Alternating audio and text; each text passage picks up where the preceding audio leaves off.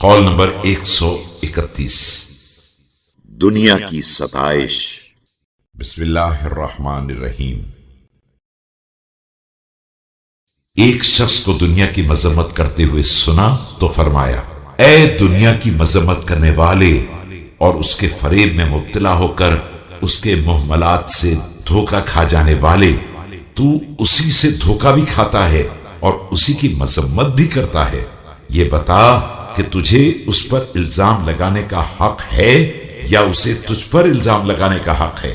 آخر اس نے کب تجھ سے تیری عقل کو چھین لیا تھا اور کب تجھ کو دھوکہ دیا تھا؟ کیا تیرے آباء و اجداد کی کہنگی کی بنا پر گرنے سے دھوکہ دیا ہے یا تمہاری ماؤں کی زیر خاک خوابگاہ سے دھوکہ دیا ہے؟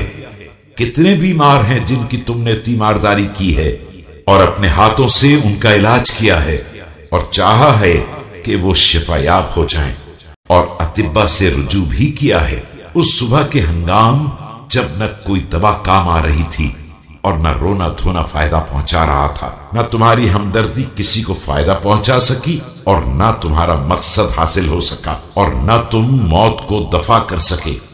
اس صورتحال میں دنیا نے تم کو اپنی حقیقت دکھلا دی تھی اور تمہیں تمہاری ہلاکت سے آگاہ کر دیا تھا، لیکن تمہیں ہوش نہ آیا۔ یاد رکھو کہ دنیا باور کرنے والے کے لیے سچائی کا گھر ہے اور سمجھدار کے لیے امن و عافیت کی منزل ہے، اور نصیحت حاصل کرنے والے کے لیے نصیحت کا مقام ہے۔ یہ دوستان خدا کے سجود کی منزل اور ملائکہ آسمان کا مصلی ہے۔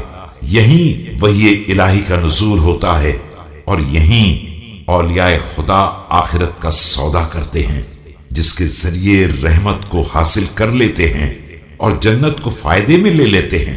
کسے حق ہے کہ اس کی مذمت کرے جبکہ اس نے اپنی جدائی کا اعلان کر دیا ہے اور اپنے فراق کی آواز لگا دی ہے اور اپنے رہنے والوں کی سنانی سنا دی ہے، اپنی بلا سے ان کے ابتلا کا نقشہ پیش کیا ہے اور اپنے سرور سے آخرت کے سرور کی دعوت دی ہے۔ اس کی شام عافیت میں ہوتی ہے تو صبح مصیبت میں ہوتی ہے، تاکہ انسان میں رغبت بھی پیدا ہو اور خوف بھی، اسے آگاہ بھی کر دے اور ہوشیار بھی بنا دے۔ کچھ لوگ ندامت کی صبح اس کی مذمت کرتے ہیں اور کچھ لوگ قیامت کے روز اس کی تعریف کریں گے۔ جنہیں دنیا نے نصیحت کی تو انہوں نے اسے قبول کر لیا، اس نے حقائق بیان کیے تو اس کی تصدیق کر دی، اور موعظہ کیا تو اس کے موعظے سے اثر لیا۔